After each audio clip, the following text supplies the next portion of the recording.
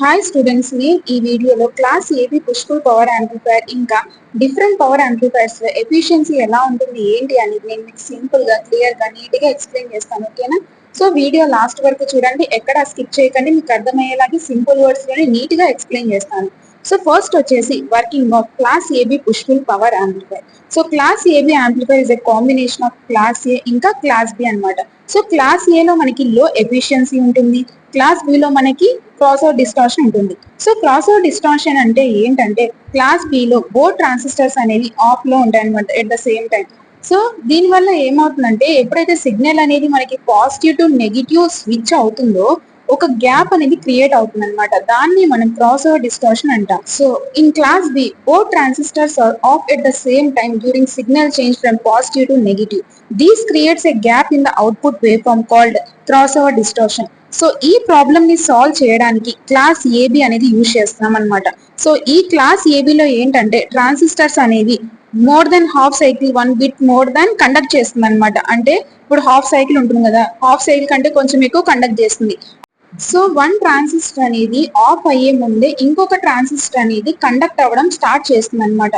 So దీని వల్ల ఏమవుతుందంటే ట్రాన్సిషన్ అనేది చాలా స్మూత్ గా ఉంటుంది, గ్యాప్ అనేది ఉండదు, డిస్టార్షన్ అనేది రిమూవ్ అయిపోతుంది అనమాట మనకి.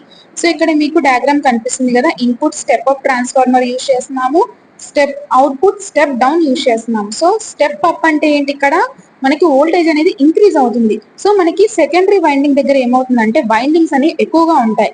అదే అవుట్పుట్ స్టెప్ డౌన్ దగ్గర ఏమవుతుందంటే సెకండరీ వైండింగ్ దగ్గర మనకి వైండింగ్స్ అనేవి తక్కువ ఉంటాయి. ఇక్కడ మీకు ఇమేజ్ లో క్లారిటీగా కనిపిస్తుంది కదా. సో సర్క్యూట్ డిస్క్రిప్షన్ ఏంటో చూద్దాం. సో ఈ సర్క్యూట్ లో ఏంటంటే మనకి 2 ట్రాన్సిస్టర్స్ అనేవి పుష్ పుల్ కాన్ఫిగరేషన్ లో అరేంజ్ అయి ఉన్నాయి. సో స్టెప్ డౌన్ ట్రాన్స్ఫార్మర్ అనేది మనం అవుట్పుట్ దగ్గర యూజ్ చేస్తున్నాము. సో బయాసింగ్ అనేది ఉందన్నమాట. సో బోత్ ట్రాన్సిస్టర్స్ అనేవి మనకి ఏంటంటే ఒకవేళ ఇన్పుట్ 0 ఉన్నా కానీ స్లైట్లీ కండక్ట్ అవుతాయి అనమాట. సో ఈ బయాసింగ్ అనేది మనకి రెసిస్టర్స్ ఇంకా అదర్ కాంపోనెంట్స్ ద్వారా ఇక్కడ జరుగుతుంది. సో వర్కింగ్ ఏంటంటే ట్రాన్సిస్టర్స్ అనేవి పుష్ పుల్ మోడ్ లో ఉన్నప్పుడు మనకి ఇక్కడ ఆల్రెడీ నేను చెప్పా, హాఫ్ ఆఫ్ ది సైకిల్ కంటే మోర్ గా కండక్ట్ చేస్తుంది.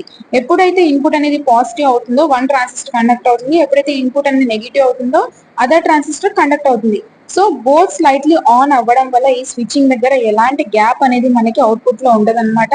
సో యాంప్లిఫైర్ అనేది క్లాస్ బి మోడ్ లో మంచిగా ఆపరేట్ అవుతుంది.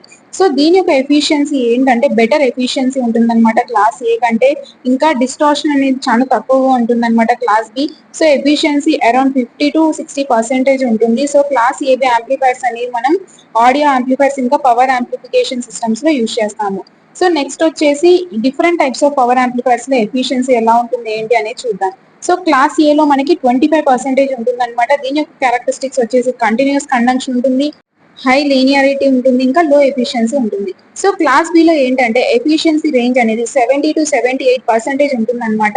ఇదేంటంటే half of the input cycle conduct అవుతుంది, ఇంకా క్రాస్ ఓవర్ డిస్టార్షన్ ఉంటుంది. సో క్లాస్ ఏబిలో ఏమవుతుందంటే 50-70% ఎఫిషియన్సీ ఉంటుంది. ఇందులో మనకి ఏబి రెండు మిక్స్ అయి ఉంటాయి, గుడ్ ఎఫిషియన్సీ, లో డిస్టార్షన్ ఉంటుంది అనమాట. సో క్లాస్ సిలో ఏంటంటే 80 కంటే అబోవ్ ఉంటుంది అనమాట. అంటే less than half of the input cycle conduct అవుతుంది కాబట్టి మనకి హై ఎఫిషియన్సీ ఉంటుంది విత్ సమ్ సిగ్నిఫికెంట్ డిస్టార్షన్ అనేది ఉంటుంది. సో స్టూడెంట్స్, ఇప్పటి వరకు చెప్పిన టాపిక్స్ మీకు అర్థమయ్యాయా? నా ఎక్స్ప్లెనేషన్ మీకు నచ్చినట్టయితే మీ ఫ్రెండ్స్ కి షేర్ చేసి నాకు సపోర్ట్ చేయండి, ఇంకా ఛానల్ ని సబ్స్క్రైబ్ చేయండి. Thank you.